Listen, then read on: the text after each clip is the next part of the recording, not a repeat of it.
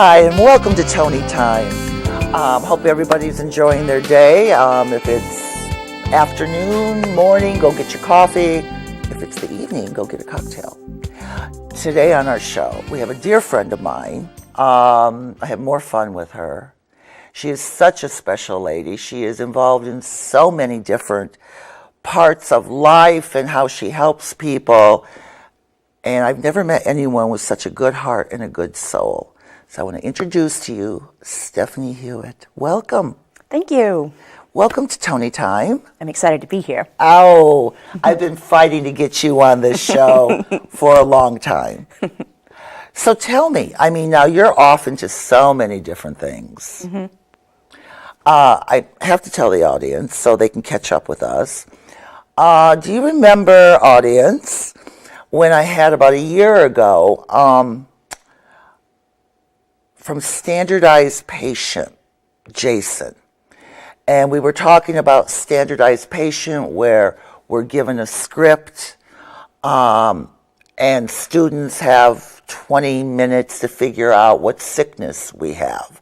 Well, that's how Stephanie and I met, was when we were doing that, and we just connected and we're crazy women. But in time, I found out she is a Reiki master, a wellness coordinator. You work with the vets, and she's going to tell us her story.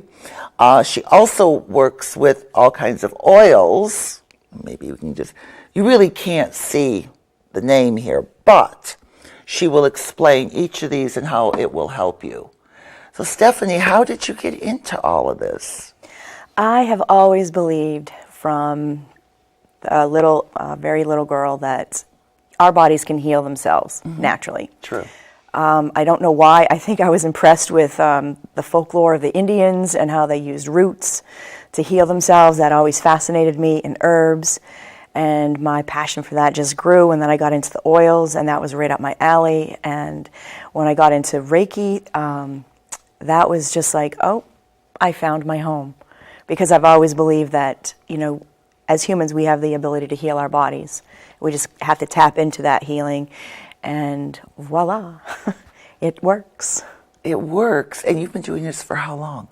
I have been, since I believe 1999, I've been studying different aspects of different healing modalities. And I read a book called Healing Experiments by Dr. Gary Schwartz, which explained how energy works. And they did biofeedback from people hooked up to the machines in California, people sending distance Reiki from, say, the Boston East Coast area.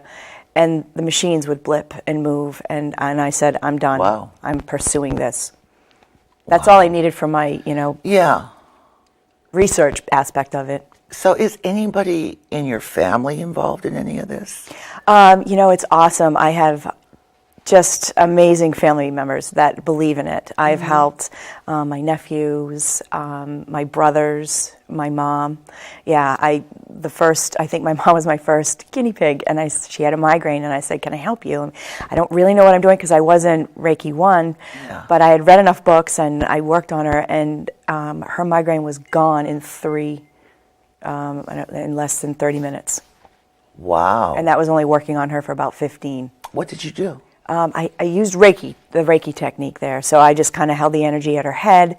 And because it was just so intense, I just sat at her feet. Again, that was just from books. I hadn't been taught or attuned yet.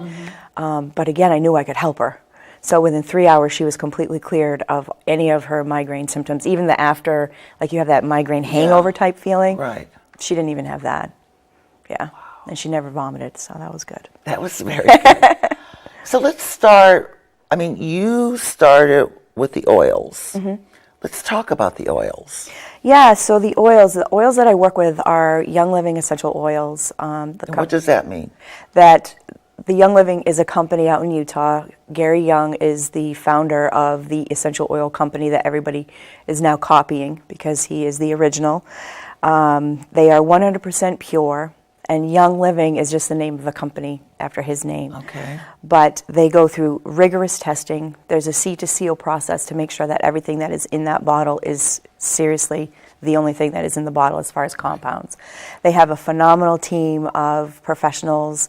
They get their oils tested at the NCIS labs that the federal agents use, but they won't disclose the location where that gets done, to make sure that the third-party testing, comes out the way. If they say that it has these compounds in it, right to the number, they do. Every single batch, or else he won't put his name on it. Wow. So they're very, very pure. They're very, very potent. They go from balancing hormones to helping people calm their nerves, helping anxiety. I'm not here to diagnose anything. Right. However, any condition that somebody has suffered from and they implement the oils into their life, it's really amazing to see the transformation. Because again, our bodies are made to heal, and if we're doing healing things to it and helping assist that process, you're going to have a lot of help and a lot of health along with that. Well, I'm sure we have a lot of people out in our audience who say, it's a bunch of hooey. Could you tell us, a couple of your clients, without mentioning names, how they came in to see you and how you figured out what oil to use? Yeah, so let's see. It's so funny. In Cupid's world, there's a lot of broken hearts. Yeah. So a lot of the times I have clients that come in that are ending a relationship, or they're in a relationship that they don't want to be in, or they know it's not healthy. So there's a lot of sadness and releasing and things like that. So what I've found is I listen to their process. I listen to what they're going through. That is the first part of the intake. You're like a therapist. Yes, because that will lead me to what oil or what modality, because I use different modalities for healing for them. So just by listening to them, I kind of get a hit of, okay, so like an oil will pop into my head, and then, okay, so we're going to do this modality, even though I thought maybe we would do this one. It might be hypnotherapy, it might be energy work, it might be a new one that I've learned called access consciousness, it might be, who knows. It might be a chakra clearing. But the oil comes into play, and I'll usually put it on their third eye. I ask them to set an intention. What would they like for this visit? What is their intention for being here on the table? And then I usually put on their brainstem, because once it gets absorbed into your brain, it can work its magic. I can do mine, and the oils take away a lot of the extra work that's involved. Yeah.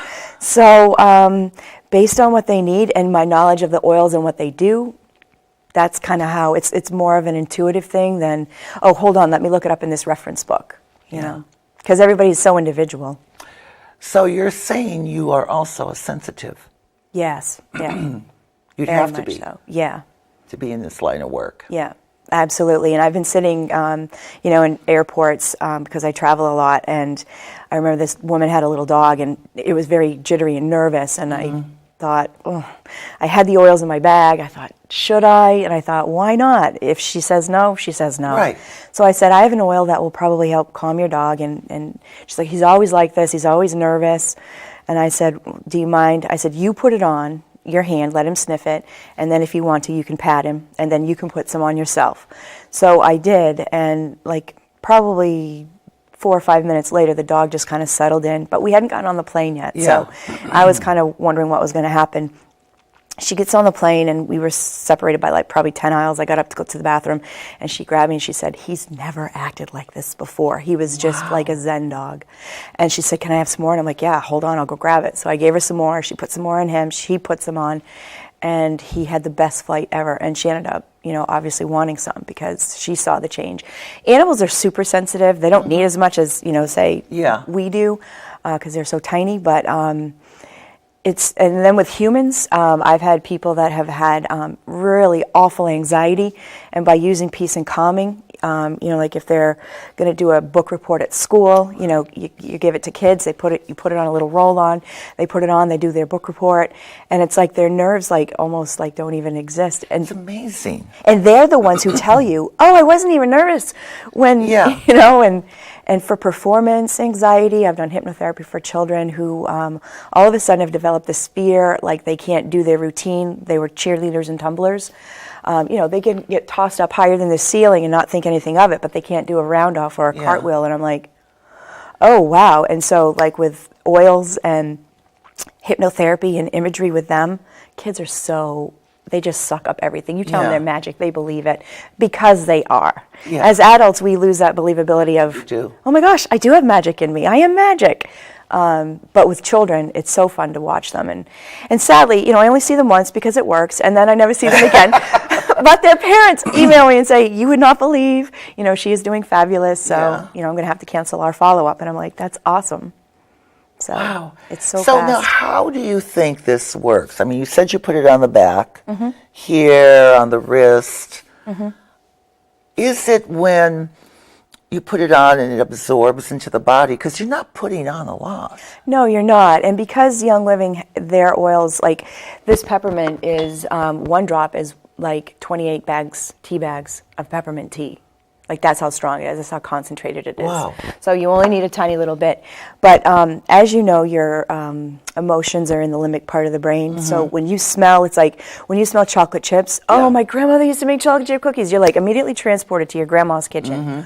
Or the scent of a cigar. Oh, my grandfather smoked that kind. Or Old Spice cologne. Yes. Whatever smells elicit emotions. And that's one of the ways that they work. They can help. Like you can link a new smell with an emotion, a positive emotion. And then because that works in your brain and in your bloodstream, because it gets in there very quickly, within 20 minutes, every one of your molecules in your cells are covered with the essential oil. My goodness. Now, you did a lot of studying on this. I'm sure you did. I love reading. I know you do. But it just felt right when you were reading it. It made sense. If it makes sense, then you're meant to do it. Because I'm sure if someone else read what you read, it'd be, oh my God, what is this? But for you, it came very easy. And I got to meet the owner of the company, which was really awesome, out in Utah because they have conventions out there. And when I met him and his family, I was just amazed at how humble he was, even though he was successful, and how blessed he was. Because his whole thing is getting the oils into everyone's home because he knows that they work, because he was healed by using the oils. And also, obviously, God's Holy Spirit. But, and that's, he got together with a veteran that I was talking to a couple of years ago on the phone about getting him here to talk about veterans and using these oils and how it helps them. He had severe PTSD. He was in Vietnam, and for 40 years he could never sleep through the night, never. Because whenever it was his time to be active and alert and ready, his body would automatically click in and he'd be like, he's on. And yet he's here in bed sleeping and, So he stayed in the military for 40 years because he was running from that feeling. And he met Gary and got introduced to some of the oils. And he's like, Gary, we need to have a kit for veterans for PTSD. Not just for veterans with PTSD, because other PTSD comes in so many different forms. And it gives me goosebumps thinking about it. So Gary formulated these kits for veterans, and he applied the oils, and he said for the first time in 40 years, he slept 8 hours. In fact, his wife went in and woke him up and said, are you okay? And he's like, I slept for 8 hours. And it was due to the oils and how they just, it started that healing process in his body. And now he goes around and he talks to veterans about oils and about PTSD. Which is great. So now you've gotten more involved in that. And how have you gotten more involved in that? So I met a veteran who came to me and wanted his Reiki Master certificate. So that was phenomenal. And being a veteran, of course, I give them price breaks and take care of them because I can't serve my country, and this is my way of serving them. So he did his class, and he was phenomenal. And after the class, we were just sitting there talking about, his vision and what he was going to do with his newfound ability and certificate, and where he was going with that. And he said, and he said he wanted to help veterans, and I said, keep talking. And I said, well, I have the space. I can provide the space. I can provide a lot of different things for the veterans if you get the veterans to come. Because I just don't see myself bebopping into a place where they're gathered and drinking and, hey, come down and have Reiki. I don't know about the credibility. That would work. Right. So coming from he's a motorcycle rider, very, he's got it. So he introduced it to a bunch of different veterans, and so I'm treating them. And every first Thursday of the month from 4 to 8 down at my office, we have healing for veterans and their families. Wonderful. And all that information is at the end of the show. So make sure you take a look at it, write it down, make a phone call, or send an email. Absolutely. So, yeah, because we have a woman on our show, Boots to Roots.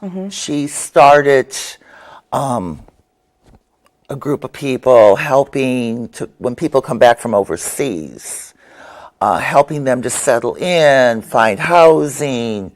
And she is a retired fighter jet pilot. Wow. And she's an amazing woman. So I'd like to get the two of you together, too. I would love to meet her. She's a wonderful woman, and I think the two of you could do a lot of good work together. So with that being said, now, you've had people who are coming out of the Army, you've had everyday family people, and children, and animals. I mean, when you see something happening, say if you're across the room and you see somebody who's, the dog is hyper or that, what goes on in your brain? Well, usually the first thing that goes on is, oh my gosh, I think I could help it. I don't assume that I can, but I want to. Immediately I want to take action to go diffuse the situation or make them more comfortable or something to that nature, just make them feel better. And so usually I carry a boatload of oils when I travel. So I always have an oil that will, be useful in that situation, or if they're amenable to, just me giving them some reiki energy, and I feel comfortable to approach them, I will ask them if I can. I did that with a woman when I was going to go see my mom in Tennessee. We were sitting at the airport, and she was struggling, so I was her legs. I said, sit down, what do you need? And I was getting her coffee and snacks and whatever, and we ended up being on the same flight. But that, and I asked her if she wanted to use some oils for, her anxiety for flying, and she was very, oh, absolutely, yeah, oh, that smells lovely. And so, just by telling them that it smells nice and it might make them feel better, people are curious. You don't ever go in with, oh, I can fix this. Because, no, I can't. It's not me. It's, so, yeah, you take that approach. So what do you tell people? I mean, this here is pure. When people go to a health food store, they go on Amazon. Is it do you know if it's as pure as what you have? If you were to buy a bottle of even Young Living on Amazon, what they have found is that people are popping the tops off and diluting it with a synthetic who knows what. It could be coconut oil, it could be olive oil, it could be canola oil. I don't know. You don't know unless you have it third-party tested. And then they pop the top back on because you can buy the caps and you just slam it on. It doesn't even look like it was opened. But the ones at the health food store, the FDA only requires 5% of the product to be in a bottle in order for you to call it 100% and sell it. So you're getting 5% lavender. Who knows what the rest of it is? Could be synthetic. It could be dangerous because if your body doesn't recognize the constituents of the oil that you're putting on, it's going to wreak havoc in your organs and inside, and it's not going to it's not going to have the desired effect that you're looking for. Very good to know. Very important that you know the purity of your oils. See, that's the point, because I'm always watching people. They're going into stores and they've read about this and that, and I've never been comfortable with that. And I am allergic to cologne or perfume. My throat closes up. I get such a reaction. And that has only happened in the past 10 years. I mean, I used to wear cologne and all of that, and all of a sudden, one day, it was like, boom, I can't. But I seem not to have a problem with any of these oils, because it's not a perfume. No, it's 100%. It's the oil in the plant, so it's like the lifeblood of the plant. So it's not adulterated. If you open a bottle of peppermint and it smells like a candy cane, run the other way as fast as you can, because it's been contaminated with other stuff. Because a true peppermint, it's pungent. It's very potent. And same with lavender. People open up the bottle of lavender and they're like, this doesn't smell like the lavender I'm used to smelling. And I'm like, you're right. Oh, God. I wish I had my niece here now, Rachel, because she picked up some oils and that, and I'm going to buy some from you and send it to her, because she went on Amazon. Yeah. It's convenient. They have prime shipping. Why wouldn't you, right? Right. Not knowing the difference. Okay. Oh my God. So let's talk about how you got involved in Reiki. I was in a car accident when I was 19 and had an operation. So I had L5-S1 discectomy, which means they took out part of the disc. And the doctor said that it was a huge piece of the disc. I shouldn't have been walking in the first place, but I had a high tolerance, and I believed my body could heal. Yeah. So having a high tolerance for pain didn't serve me well, because it took me a while to get surgery. Yeah. But I had the surgery. He said he fixed me. But I was still in excruciating pain.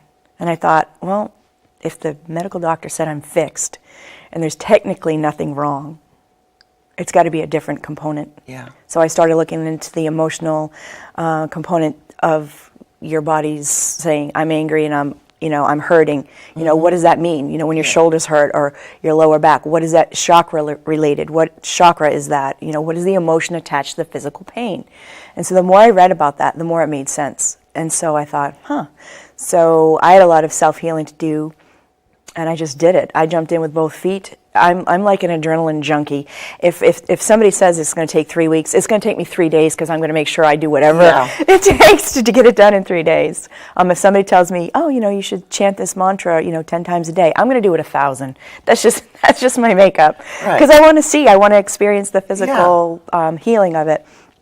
And I got better and better and better, and I got stronger and stronger, and the back pain got less and less. I mean, we're always coming up, stuff's always coming to the surface, and we're always having to process, but it's so less emotionally charged, and there's no physical pain with it. And I have been surfing, I just went ziplining, I have been doing things that technically they might say you shouldn't, and with no repercussions at all. Heavy lifting at the gym, whatever, I just do whatever I want. I ask my body, what do you want? And if it wants to do it, I do it. If not, I don't. But I'm telling you, when I tell you that your body can heal itself, I'm walking proof that it can. Yeah, I am too. Yeah. Definitely. Wow. Mm-hmm. Yeah, because it's the way we're all made up, the way we're born. Yeah. Everything is there to fix whatever problem we have. Mm-hmm. And the surgery fixed the disc thing, but when the surgeon said, there's nothing more we can do for you, you're just going to have to live like this, I'm like, oh my gosh, I am 20 and I am like in agonizing, crippling pain. This is not going to be my life. No. And so that's what led me to the search, to figure out what can I do, because if nobody else can fix me, what happens? You look in the mirror and it's like, okay, girlfriend, you're the one that's going to do it. Yeah. So. Yeah, exactly. Yeah. But that takes a lot of force, a lot of drive, because many people believe they're doctors. Yes. And the doctors mean well, I believe. The doctors mean well, but you've got to remember their personality. As you and I both well know, a lot of doctors think in the box because this is the way they were trained. Yes. And, if you can't do anything more than this is their thought pattern. Yep. Black and white. But it takes someone to say, whoa, wait a minute. No, I'm not. And then you start to research, you start to read, you start doing what you need to do to move beyond that. But a lot of people stay within that little box. Well, I can't do that anymore. I see more and more of that. Yes. And I realize, too, on television now, with all the commercials and everything going on, one commercial after another is about, this pill can help you with this.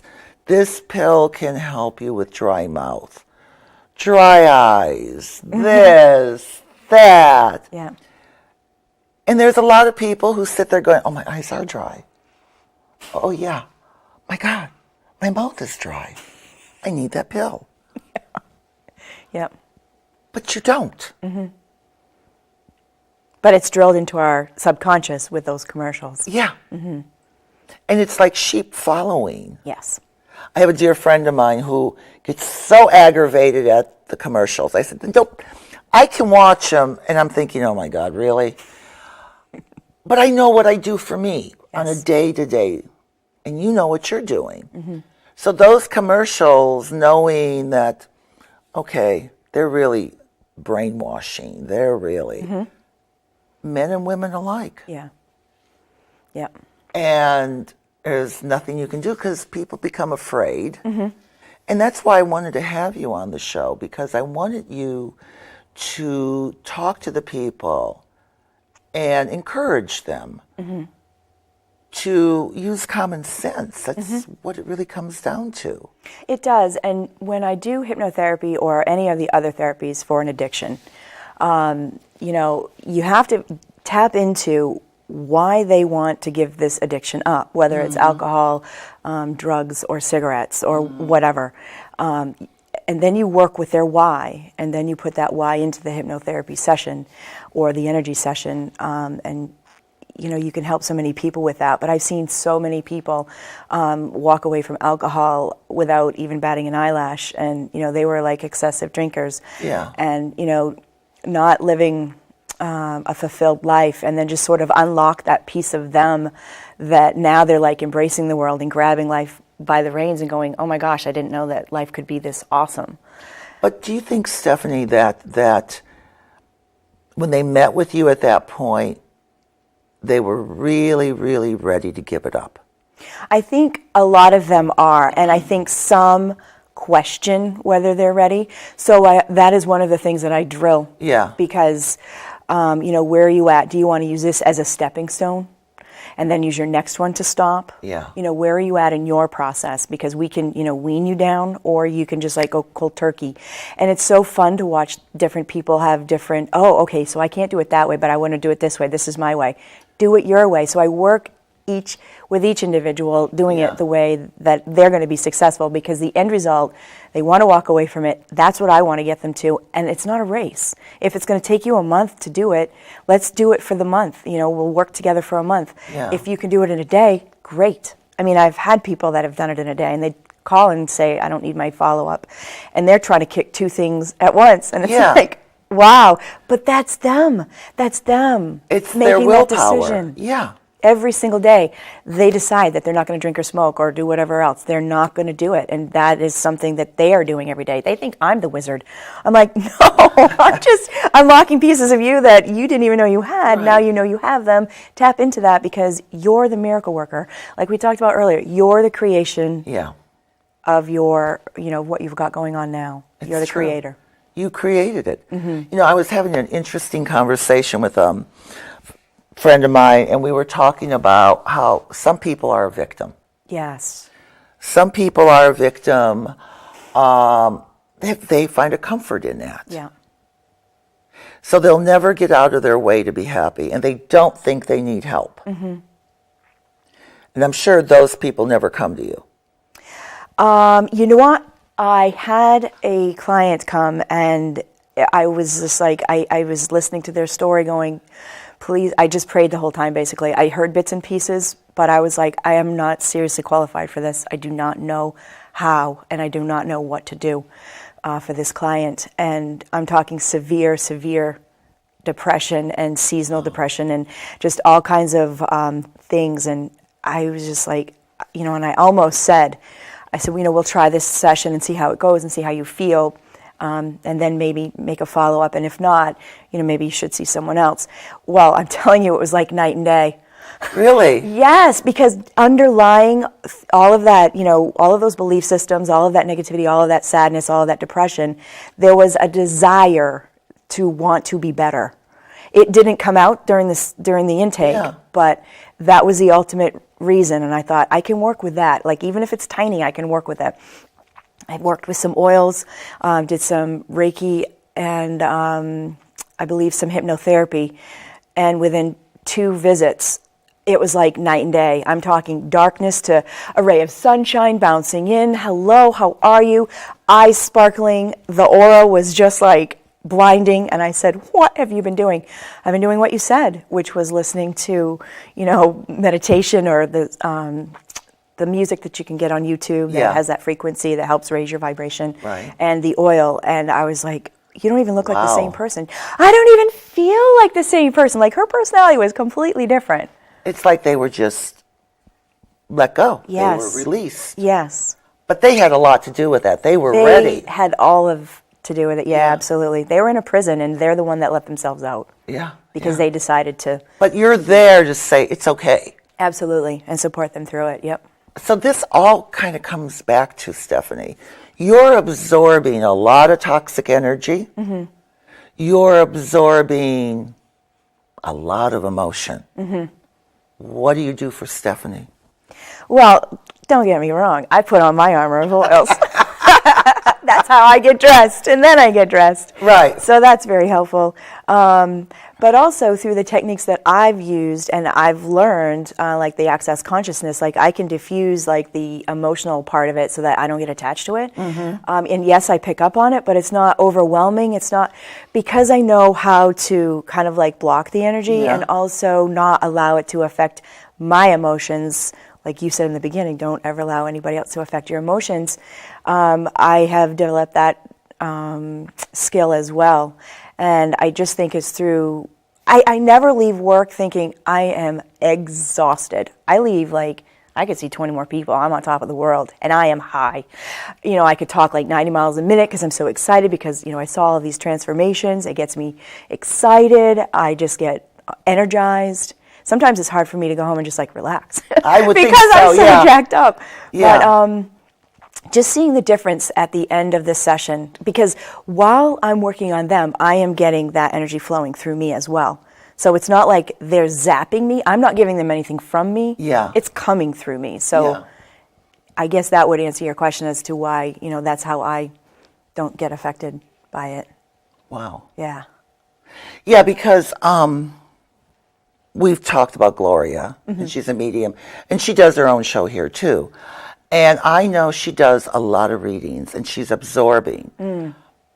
But for her, after she does a reading and she gives out a message, she doesn't remember it anymore. Mm-hmm.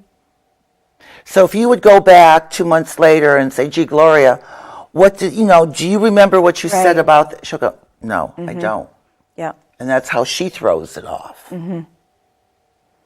So, and the other friend I've talked to you about that I do a radio show with,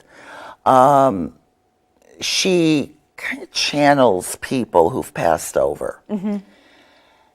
And to listen to her, April will let the entity in, but apparently she moves out of her body. Mm-hmm. The entity is there, but when she comes back, she's refreshed. Mm-hmm. And you're part of all that because you're meeting so many people. Mm-hmm. And it's amazing what you do. Well, thank you. I believe that what is going on when I am working on somebody is like I am like completely absorbed in their world and what is going on in that moment, that it does come through me. And if I say things, like if I'm doing hypnotherapy, there is a script sometimes, but a lot of the times it just comes to me. Yeah. So it's similar to your friend who channels.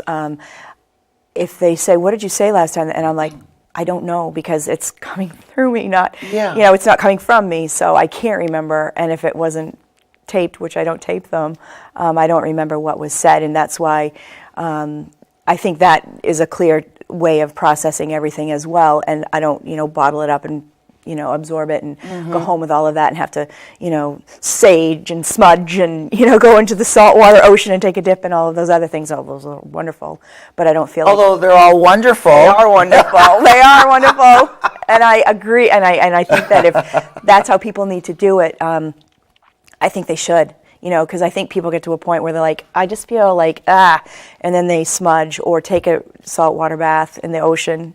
In January. Whatever works, whatever it's needed. And it worked, didn't it? It did work. It did work. Oh, my God. That's another story. Oh, yeah, that's for another time. show. Yeah, definitely. Well, you know, I mean, we've all become, quite a few of us have become like a little family at UNE. Mm-hmm. And there would be no way we would have met each other any other way. No. Absolutely not. Mm-mm. And it's always a path. Mm-hmm. Now, before, we're coming close to the end of the show, but hippotherapy, talk to me about that and how you got into that. Okay, so I love to travel, and I was on a plane, and we were landing into JFK, and I was with a friend, and we were on this little tiny puddle jumper from Boston, and it looked like it was, you know, going to crash into the water because the runway is right near the ocean, and I thought, oh, and people were screaming. people were screaming, and I thought, what do they know that I don't? And I thought, we're going to crash. Oh my gosh. And I could see the water. Okay, so what should I do? You know, like I'm trying to go through the drill of the safety things that I've heard 1,000 times, but don't pay attention to. But you don't remember them all of a sudden. Not when you need it. But we landed, and it was just really awful. And I'm like, I'm not getting on the plane. I'm going to get on a bus, and I'm going to go back home.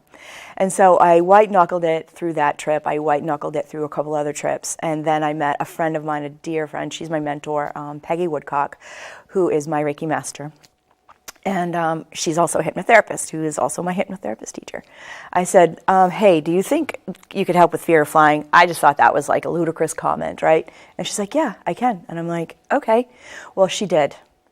She did the session. I listened to it, and then she gave me a tape that was, or CD, whatever, and I listened to that over and over again.